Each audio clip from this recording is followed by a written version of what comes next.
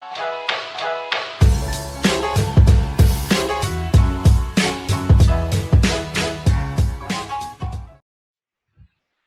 if we may, I wanted to move over to the time we worked together. Yes. And I believe it was at the beginning of this year. So I was curious to hear from you what it was like, I guess, from beginning, middle to end. What were the phases we went through? What did you see along the way? What went well? What would you like to see differently next time? I have to say, Robert, and it's not because I have it in front, I have you in front of me, and I've said this. I was seriously impressed while working with you. I was impressed because of what I saw, and those are facts. So a few days before the actual retreat, we didn't have a facilitator. I mean, we had our eyes on some options that didn't work out. So literally, so basically right before the retreat, that we reached out to you and you confirmed your availability. So you agreed to do this without,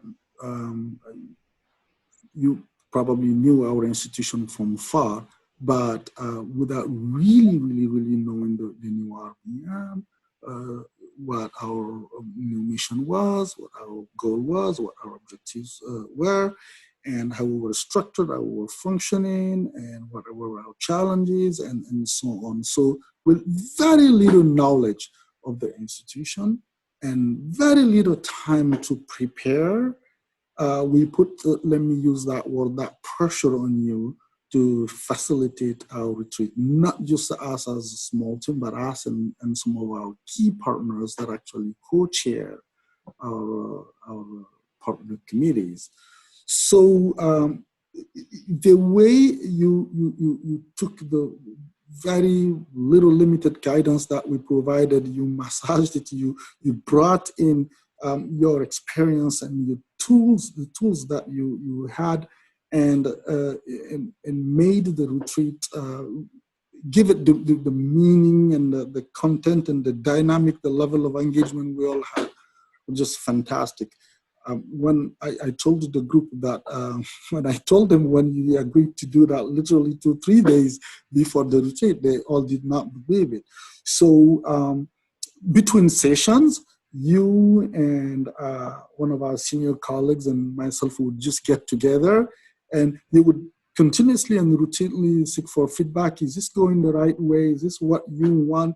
And then you would ask us for input. And then immediately you say, so how about this? I would like to suggest we use this approach to get this result. Do you think that this is appropriate?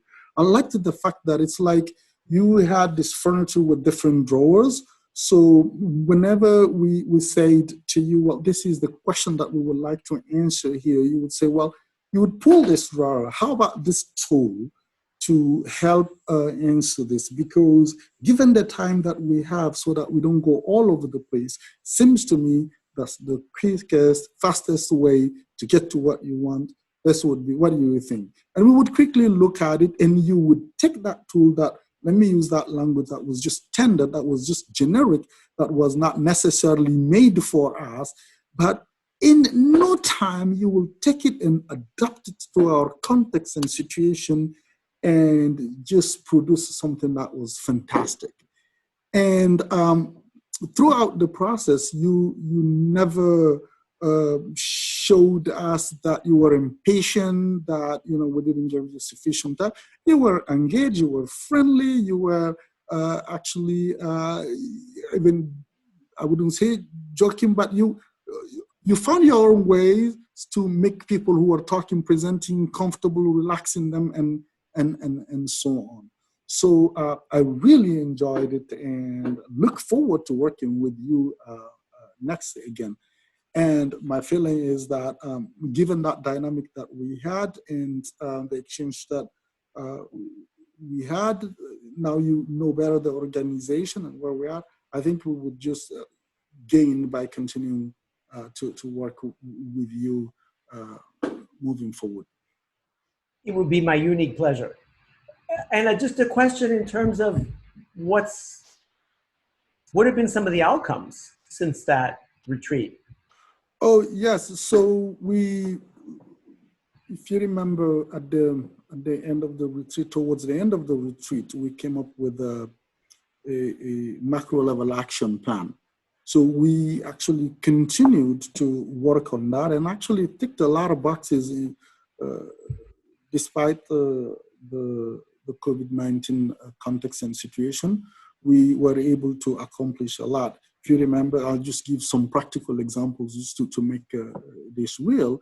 We worked on a prioritization exercise that was expected by some of our key stakeholders. So we took that and it was very helpful. We had already the frame, we had some elements, we just sanitized it a little bit, cleaned it up, and actually submitted it to our stakeholders.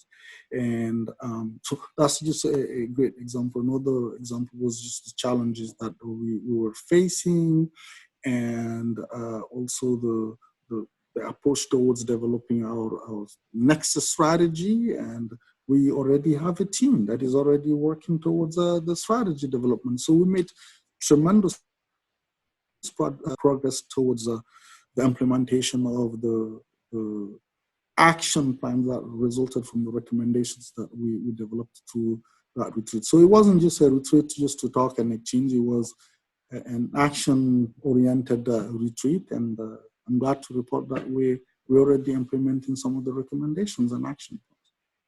Fantastic. Final question. If you had in front of you a new leader stepping into first-time job, leading people in teams, what would be your one piece of advice that you would have for that person to be successful in their career? Well, I'm not sure there is one piece of advice, but if you ask me what is the first thing you would tell the person to do, it would be listen. When you join a new institution, don't come with preformed ideas. Don't come with pre-cooked, pre-prepared plans. It's good, obviously, to have options in the back of your head, and don't be quick in making decisions. Just come, listen, learn, observe before you start making any move. That, I think, is the best way to avoid making mistakes right from the beginning. Fantastic. Thank you very much. I really appreciate you taking the time, and I learned a lot too, just how you do things.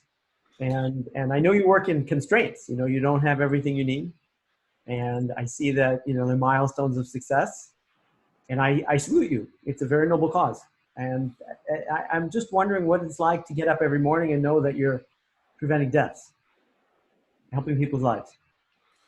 Yeah, it's extremely rewarding. That, I guess, is really what motivates all of us. The time I spent in clinical medicine, I used to say that if you are an ER doctor and you see a family bringing a friend or a relative to the ER in a very critical condition, and then that patient is admitted in the room, and the family members, friends and relatives are all standing outside waiting, anxiously waiting, very worried, not knowing whether their patient is going to leave or not. So you go in, you do what you have to do. When you come out, you face that group, you face that family and friends and all that. Say, so your friend, your relative, your accountants and everything is stable and is going to be fine, you know. And what you read in their faces, what you see in them, that is more than anything. That satisfaction that you get there is just unique. Uplifting. It is the same thing. It is the very same thing when you work in global public health. So when you accomplish something, when you do something and you see the impact of that, if you work in making sure that critical public health products are available to the people who need them, and you see people coming to health facilities and getting those products, or when products are supposed to be distributed to people through a community health system, and you see that actually happening, it is very uplifting. It's very rewarding. It's just a unique feeling that you get beyond any financial compensation. Thank you. Well, I know you've got a board meeting coming up.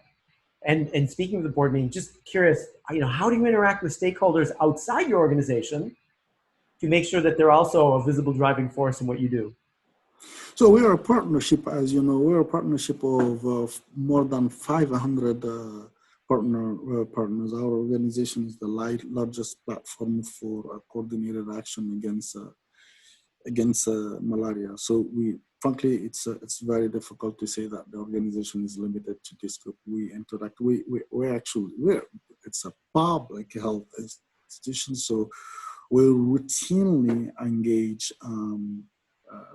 various types of partners and communities out there. It is part of what we do. In fact, members of our partnership range from host country government, actually endemic countries, and civil society organizations, NGOs, funding agencies, research institutions, private sector, multilateral organizations. I mean, you name it.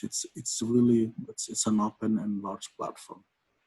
So you're managing interactions at many, many different levels. Exactly.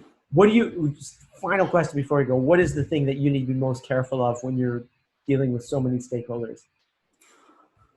That is a good one. When you have many stakeholders involved in such a platform, it is making sure that those that are actively involved are not forgotten, that they're engaged, they're present, their inputs are valued. And I guess the biggest challenge there is just building consensus and making sure that if you're the face of a common effort, making sure that what you convey out there reflects the collective thinking. So that is a major challenge. So it's valuing, including being inclusive and making sure that every partner's opinion and inputs are valued. And it sounds also like you're consistent on message. Exactly.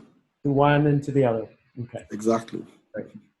Good. Well, I just want to thank you also for your generosity in speaking about stuff. And I would so look forward to, seeing you face to face and then also working with you in the future. Same here. Thank you very much. It was a pleasure. Have a good rest of the afternoon. Good luck on the meeting coming up. Au revoir. Merci. All right. Thank you. Au revoir. À bientôt. Merci beaucoup.